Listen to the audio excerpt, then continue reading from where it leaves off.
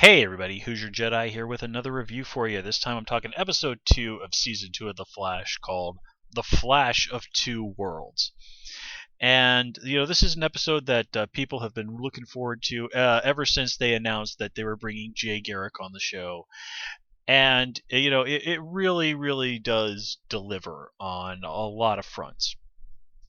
There's a huge amount of stuff going on in this episode, so let's just sort of start getting into things.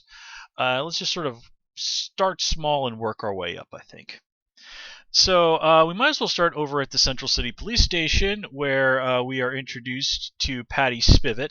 Now, Patty is a character from the comics. Originally, she was actually introduced in, I think it was like the 60s or something like that, as Barry's lab assistant. Then she was sort of in the more modern retellings of the story, the Flash's story. She was upgraded to being the Central City PD, one of the Central City's PD's blood splatter analysts. And she and Barry ended up dating. There's actually even a history of her in the comics having superpowers. Originally, back in the olden times, she got super speed and called herself Miss Flash, showing us that gender equality back in those days still had a long way to go.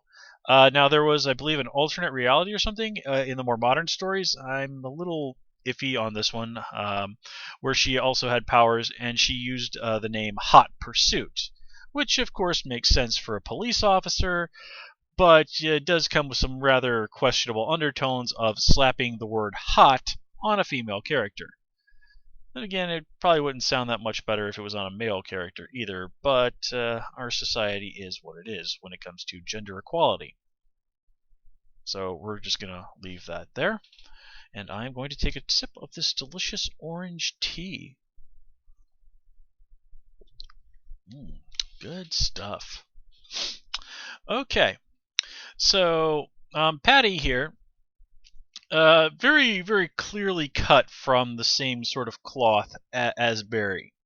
I like how that she sort of fangirled about his crime scene reports, and obviously is pretty knowledgeable about the technical side of police work, forensics, and all that, but is presented as being a street officer rather than one of the lab geeks, which is a departure from the comics, but it's something I can live with. It gives her becoming Joe's partner on the Metahuman Task Force.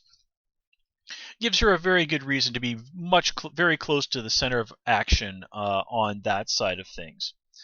And she is, shown to be a very determined person, very capable police officer. Even when she's kidnapped by Sand Demon, yeah, of course she's scared and freaked out, but she holds up, well, better than I imagine most people would if they'd been kidnapped by a crazy person who is made out of sand. Well, okay, technically not sand, but you know what I mean. So Patty Spivot off to a really good start as a character. Now this episode we also get a very nice moment with or two with Joe. Again, he's extremely reluctant to get a new partner because Joe and partners have not worked out. Joe having partners has not worked out very well for him. I mean, he was there when Eddie shot and killed himself. He was there when his other partner was killed by one of the Mardoon brothers. So, it is pretty understandable that he's reluctant to have somebody else be that responsible for him, be that close to him again. We're also dropped the shocker of having his ex-wife, Iris's mother, pop up. Like a lot of people, I just sort of assumed that she was dead.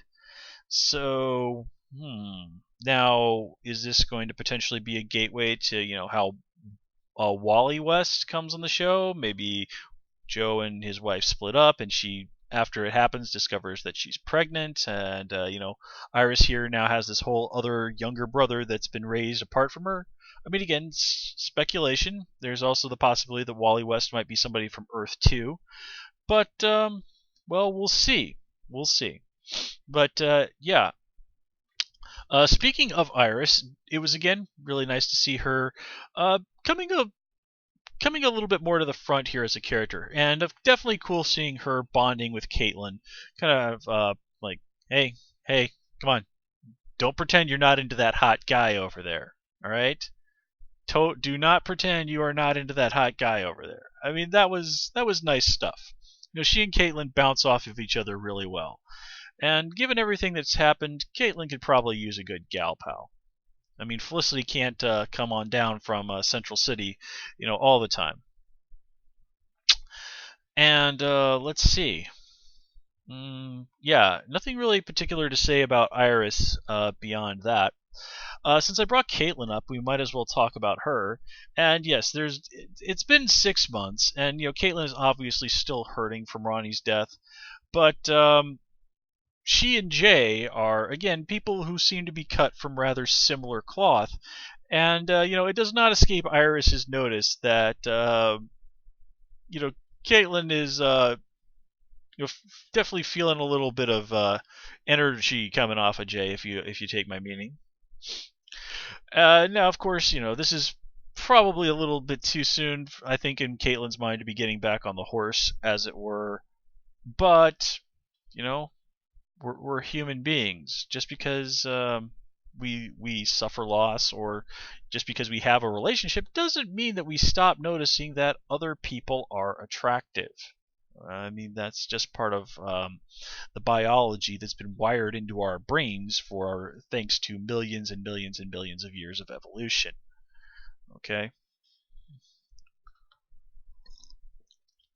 And, Caitlyn also was shown to be pretty darn clever by hooking Jay up to that, basically using sort of the medical tests to function as a lie detector. Now, I was a little surprised Barry didn't sort of point out, you do realize that lie detectors are considered extremely unreliable. That's why lie detector test results are not admissible in court. Hey, fun fact, did you know that the guy that invented the lie detector also created Wonder Woman? Like, seriously, that is absolutely 100% true. And he was rather interesting fellow, particularly in regards to his private life. So, if you ever want to do some interesting comics history reading, go look up. I forget the fellow's name off the top of my head, but go look up some details about the life of the guy who created Wonder Woman. It's rather interesting. Let's put it that way. So yeah. Oh yeah, we were talking about Caitlyn and whatnot. So yeah, there's that. So Cisco has some cool stuff going on this episode. First of all, I love that they showed everybody on the Flash reacting to Oliver's broadcast from Arrow, announcing himself as the Green Arrow. And then Cisco goes, "Man, I hate when they stick a color in their name." Cisco, exactly how many people have done that? I mean, the only one who's really come to my mind is Golden Glider, and you gave her that name. And yeah, there's Black Canary, but Cisco, you have shown yourself to be an enormous Black Canary fangirl. I mean, Roy was never called Red Arrow; he was called Arsenal. I don't think Cisco knows about China White. So, I mean, who is they? Am I forgetting somebody? Now, this also leads us into the whole situation with Cisco using his powers to sort of figure out where Patty Spivot is, and then Martin Stein figuring out something's up with Cisco, and Cisco having to fess up.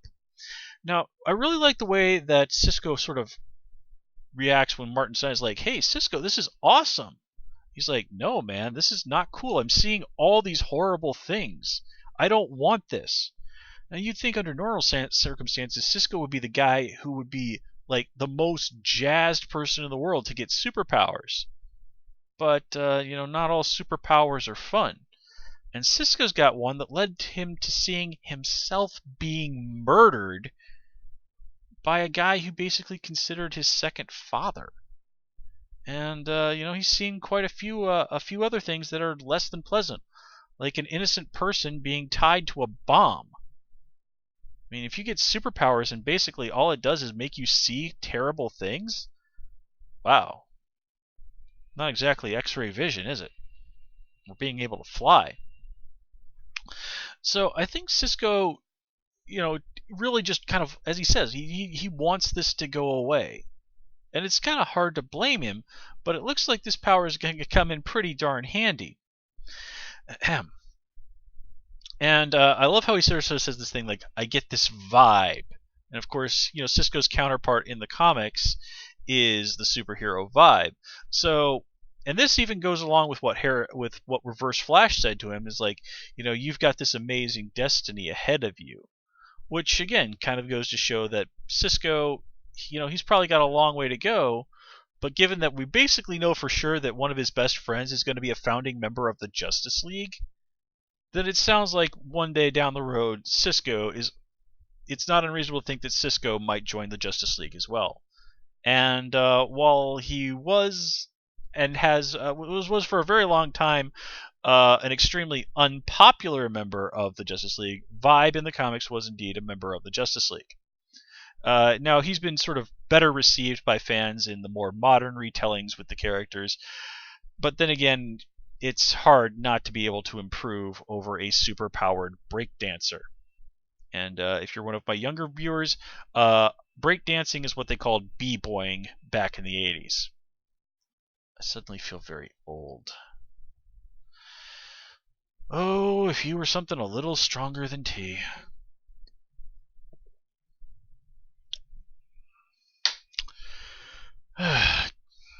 Aging sucks, folks. It does, it does.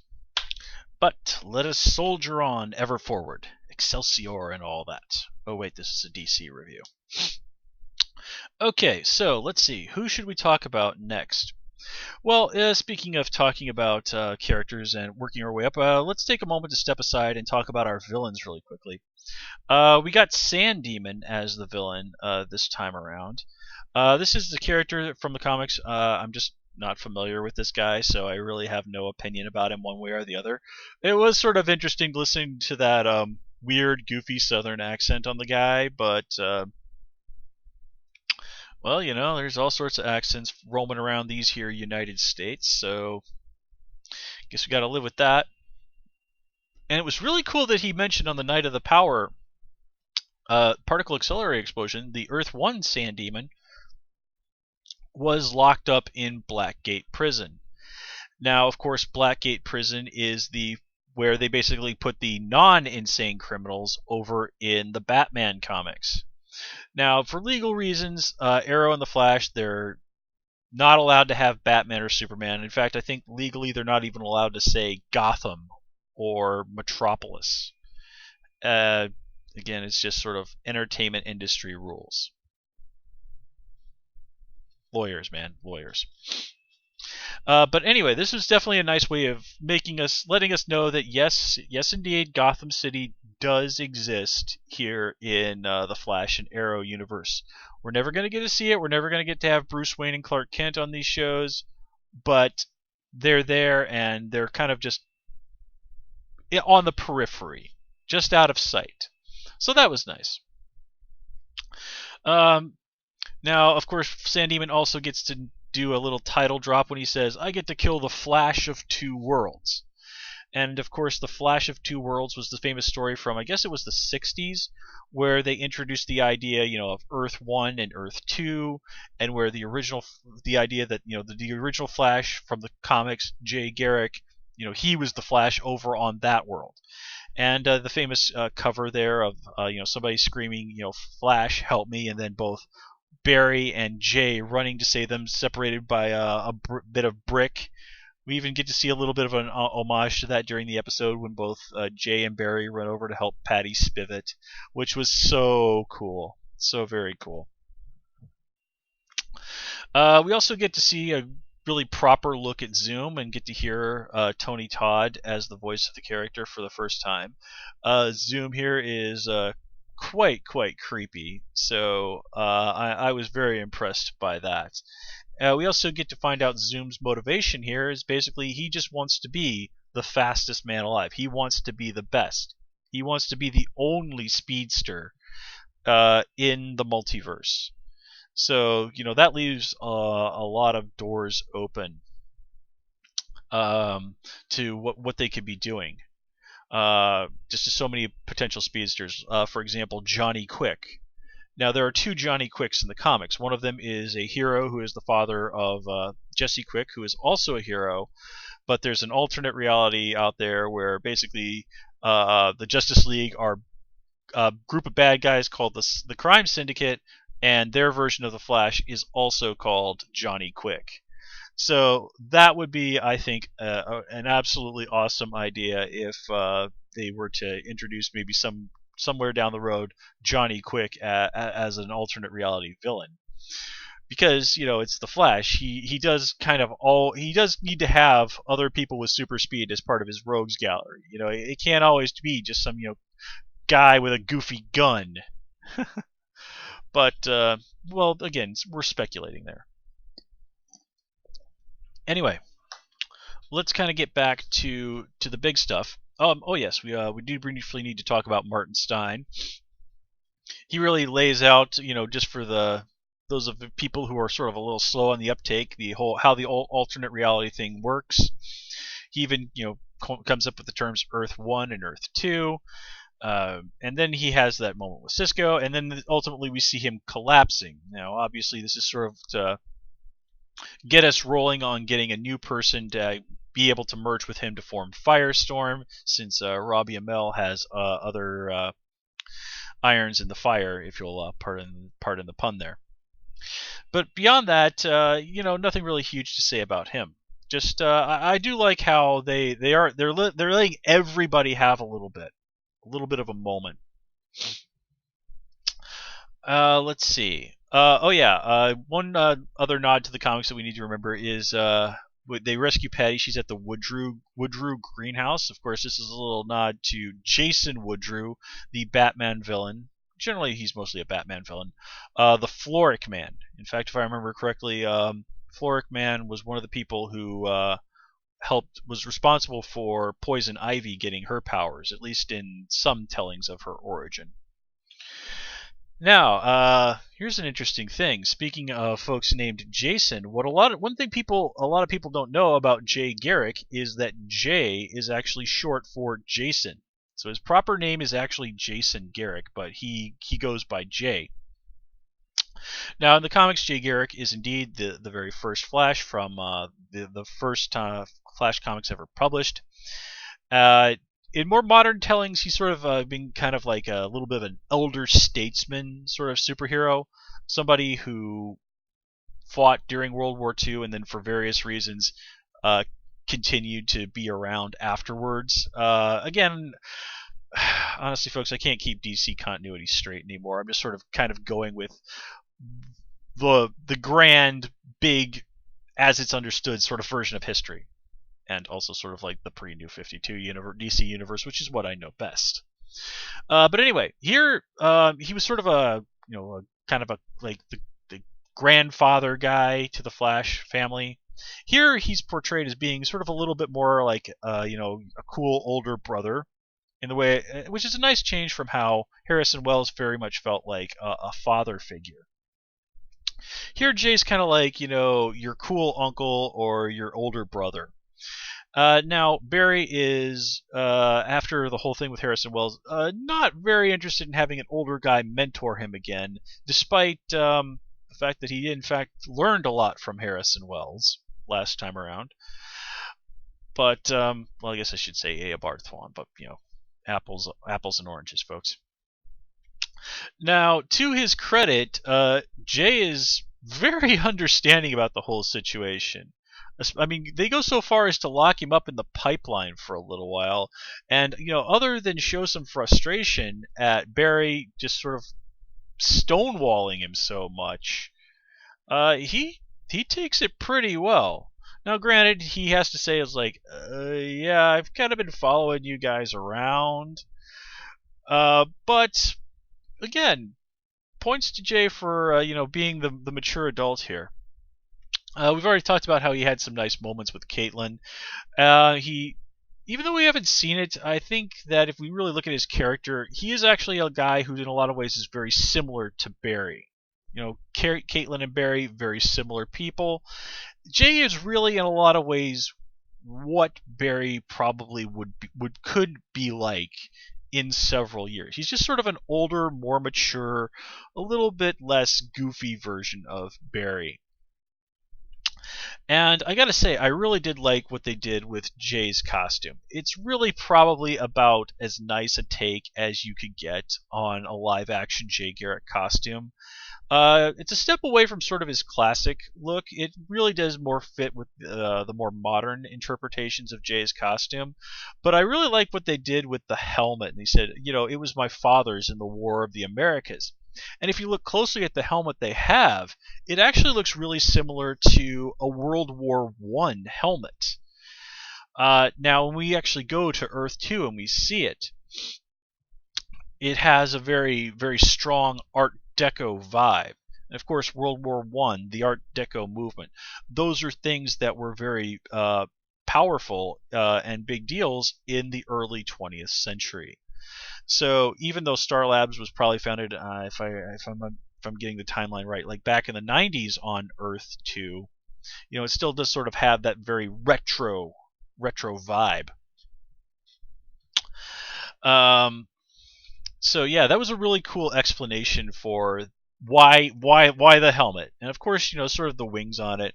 Very obvious nod to the Roman messenger god of Hermes. I'm sorry, Mercury was the Romans, Hermes was the Greeks.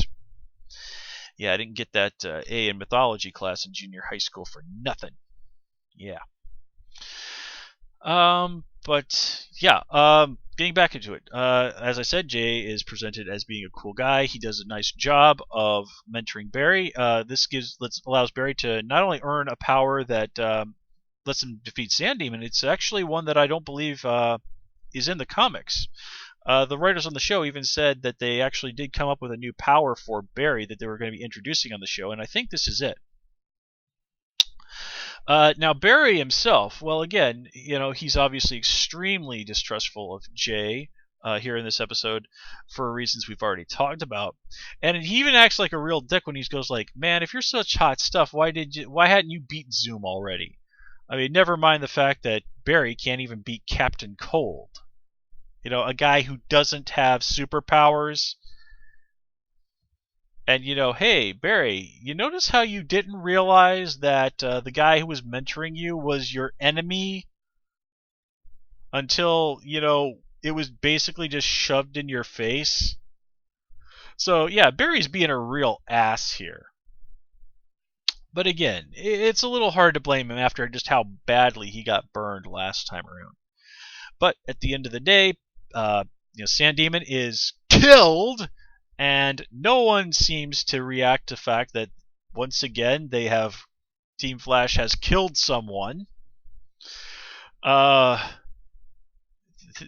Again, before they're locking them up in the pipeline, which is morally questionable enough, here 2 people are dead and nobody seems to give a damn. I mean, yes, they were bad people, but come on. But anyway, the day is saved, and Jay is cool with everybody, so look forward to next week, nerdy people. And with that, guys, I think I've been talking far too long, so I'm going to leave it here. As always, please comment, rate, and subscribe. And of course, you can follow me on Twitter at Hoosier Jedi. Until next time, take care and have a good one.